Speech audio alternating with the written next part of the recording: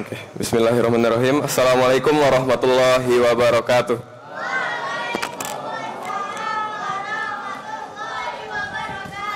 Innal hamdalillah nahmaduhu wa nasta'inuhu wa nastaghfiruh wa na'udzubillahi min syururi anfusina may yahdihillahu fala mudhillalah wa may yudhlilhu fala hadiyalah. Amma ba'du. Yang terhormat Bapak Pimpinan Pesantren Alam Sayang Ibu Kiai Haji Dr. Jamaluddin Abdullah MED dan Direktur Pendidikan Ibu Dr. Imi Suci Rohyani MSI.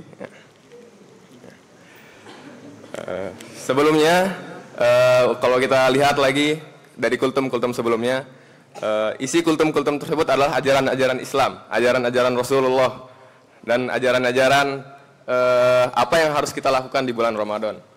Tapi tidak lupa dan tidak penting lagi, kita mengkaji lagi bagaimana sirah nabawiyah atau sejarah perjalanan Nabi dan sahabat-sahabat. Nah, makanya berdirinya saya di sini untuk menceritakan atau mengisahkan cerita Rasulullah SAW pada tahun ke-6 Hijriah.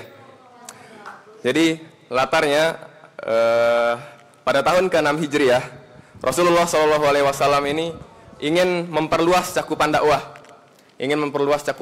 maka membuat 8 surat untuk 8 raja Arab dan Ajam.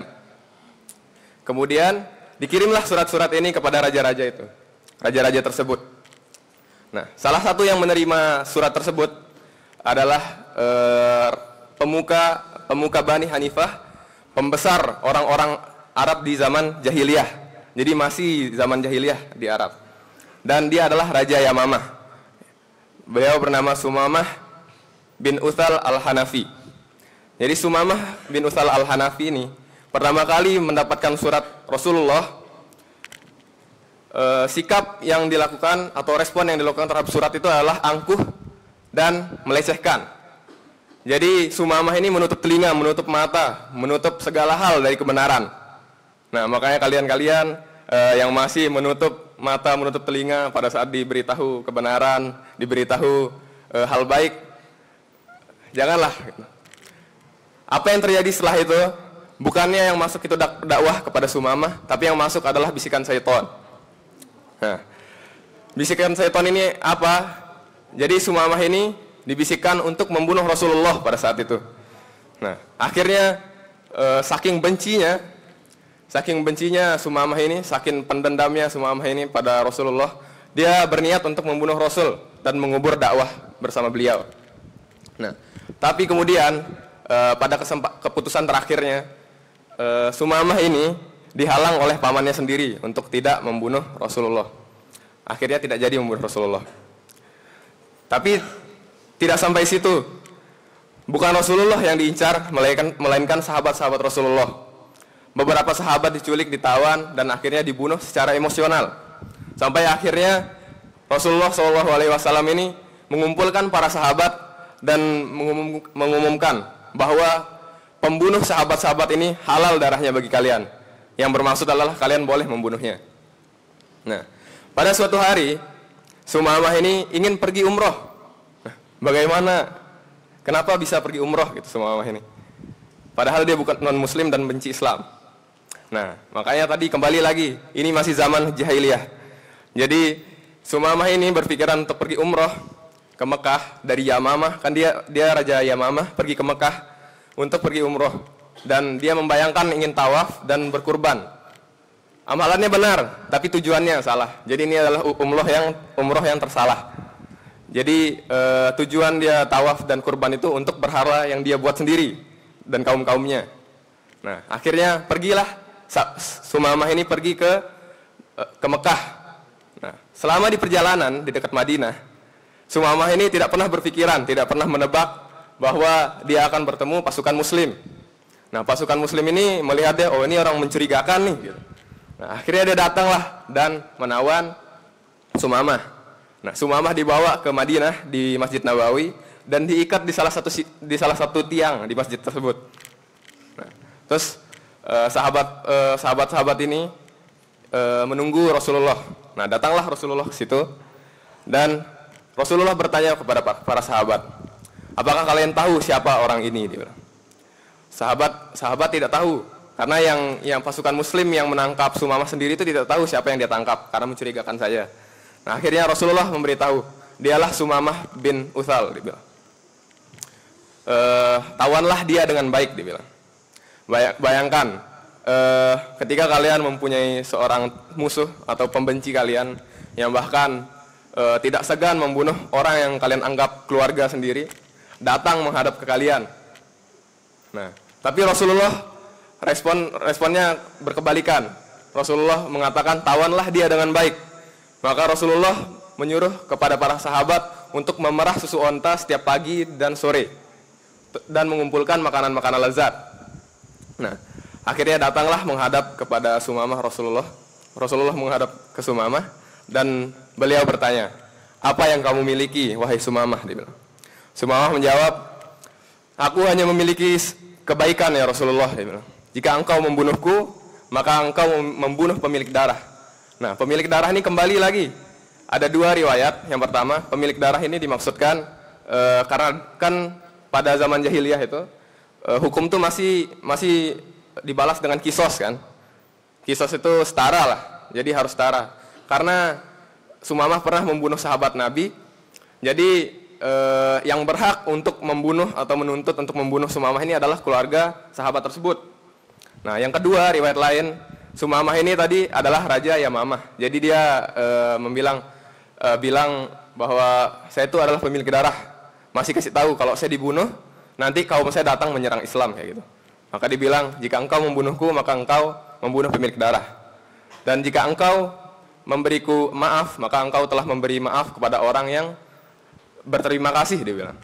Maka jika engkau menginginkan harta, maka aku akan memberikannya, gitu dia bilang. Itu di hari pertama. Rasulullah balik lagi. Hari kedua ditanyakan hal yang sama, maka dijawab hal yang sama. Sampai hari ketiga ditawan.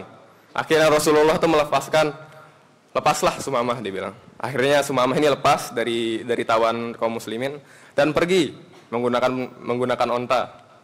Nah, pergilah Sumamah ini dan berpikiran di tengah jalan. Sumamah ini sudah sampai di pinggir Madinah, di dekat Al-Baqi namanya. Jadi Al-Baqi ini di Madinah itu ada tempat sahabat-sahabat itu dikubur, dimakamkan. Jadi sahabat-sahabat yang telah meninggal dimakamkan di sana, dan di sana tempatnya asri. Jadi berhenti Sumamah ini di sana. Di sana terdapat sumur. Nah, di sumur itu langsung Sumamah berpikiran bahwa oh, saya ingin bersuci, dia bilang. Bersucilah, mungkin di sini maksudnya bersuci itu berwudu. Bersucilah Sumamah ini dan langsung berniat kembali lagi ke Masjid Nabawi. Sampainya ke Masjid Nabawi, langsung Sumamah bersaksi di depan para sahabat, di semua sahabat. Dia bilang, la ilaha illallah Muhammadur Rasulullah. Asyhadu an la ilaha illallah wa asyhadu anna Muhammadur Rasulullah. Maka berkata lagi Sumamah ini kepada Rasulullah, wahai Rasulullah, demi Allah, di muka bumi ini tidak ada wajah yang paling aku benci melebihi wajahmu. Namun hari ini wajahmu adalah wajah yang paling aku cintai. Demi Allah, tidak ada agama yang paling aku benci di muka bumi ini melebihi agamamu. Diulang lagi, demi Allah, tidak ada negeri yang aku benci di muka bumi ini melebihi dari negerimu, dibilang. Dan langsung Sumamah ini bertanya lagi kepada Rasulullah. Dia bertanya, aku telah membunuh sahabat-sahabatmu, maka apa yang harus aku lakukan untuk menebusnya, dibilang. Dan akhirnya Rasulullah menjawab, tidak ada ya Sumamah, dibilang, wahai Sumamah, Islam telah menghapus. Dengan kamu masuk Islam, telah dihapus dosamu sebelumnya. Maka tidak enaklah Sumamah ini. Langsung dia bilang, demi Allah, aku akan melakukan sesuatu yang lebih berat daripada apa yang aku lakukan kepada kaum muslimin, kepada kaum Quraisy atau jahiliyah, orang-orang kafir. Dia akan melakukan yang lebih berat gitu. Dan akhirnya Sumamah ini bertanya lagi kembali. Pada saat dia ditawan sama pasukan muslimin sebelumnya, dia itu hendak melakukan umroh. Dan dia bertanya,